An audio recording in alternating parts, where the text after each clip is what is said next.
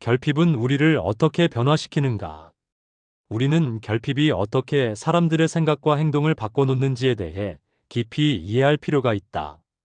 결핍은 사고의 구조 자체를 바꾸고 의식과 무의식의 흐름을 모두 장악한다. 결핍은 오늘날 사회에서 일어나는 많은 문제들의 공통적인 축을 이룬다.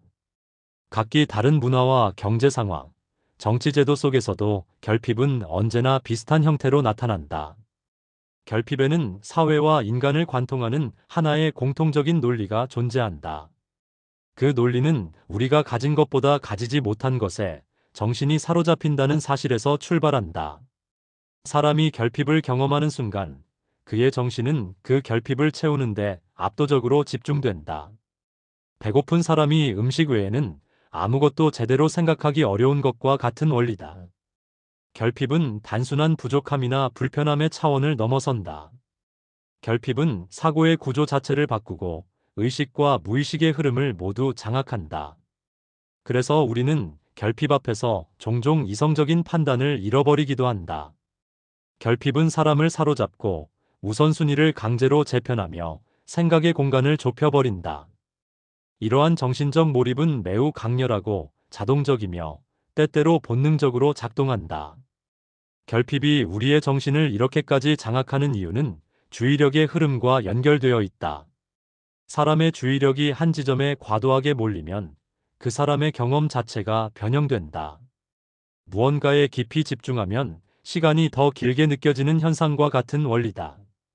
결핍은 우리의 인지 처리량을 평소보다 더 크게 요구하며 그만큼 정신적 자원을 소모하게 한다.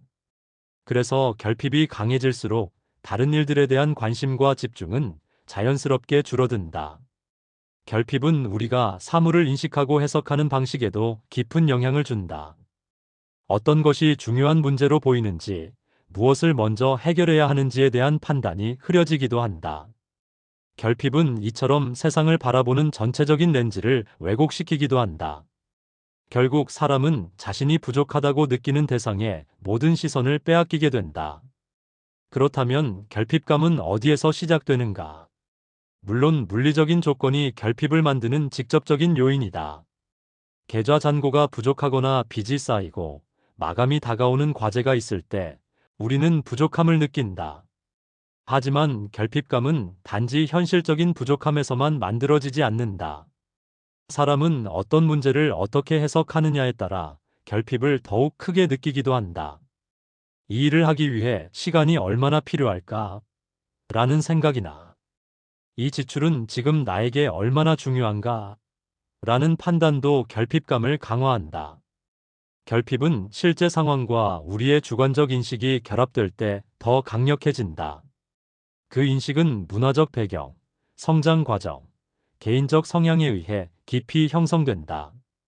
유전적 특질 역시 사람이 욕망을 어떻게 경험하는지에 영향을 미친다. 때로는 주변 사람이 가진 것을 보고 나 또한 그걸 갈망하게 되는 경우도 있다. 이처럼 결핍은 개인의 외부 환경과 내부 심리가 동시에 작용하여 만들어진다. 이 논의에서 중요한 것은 특정 욕망의 이유를 탐구하는 일이 아니다.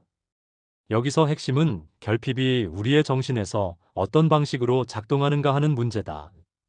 사람이 스스로에게 필요한 무언가가 부족하다고 느낄 때 그의 정신에서는 무엇이 일어나는가? 그리고 그 정신적 변화가 결국 어떤 행동과 선택으로 이어지는가? 이 두 가지가 바로 결핍의 본질을 이해하는데 가장 중요한 지점이다. 결핍은 사람의 주의를 강하게 사로잡는다. 그리고 그 사로잡힘의 이익은 그리 크지 않다. 결핍은 때때로 집중력을 높여주고 당장의 문제를 해결하도록 몰아붙이기도 한다. 그러나 그보다 훨씬 더 큰 대가를 요구한다. 결핍은 우리가 다른 중요한 일을 놓치게 만든다. 결핍은 장기적인 계획을 세우는 능력을 약화시킨다. 결핍은 일상적인 판단을 비효율적으로 만든다. 결핍은 삶의 전반적인 운영을 복잡하게 만들고 실행 능력을 떨어뜨린다.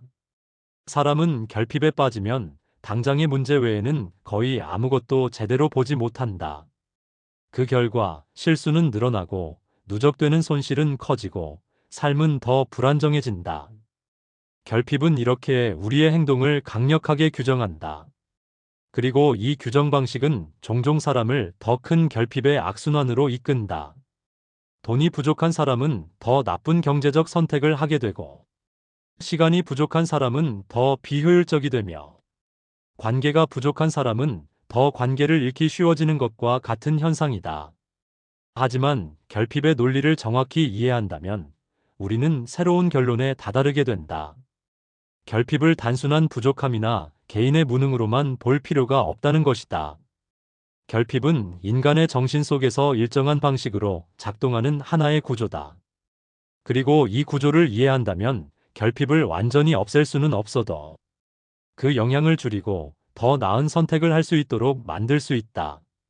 결국 결핍을 이해한다는 것은 우리에게 주어진 조건을 어떻게 제어하고 어떤 방식으로 정신적 여유를 회복해야 하는지에 대한 중요한 실마리를 준다. 결핍은 피할 수 없는 인간의 경험이지만 그 작동 방식은 충분히 이해할 수 있는 인간의 심리다. 이 책은 바로 그 지점을 밝히고자 한다.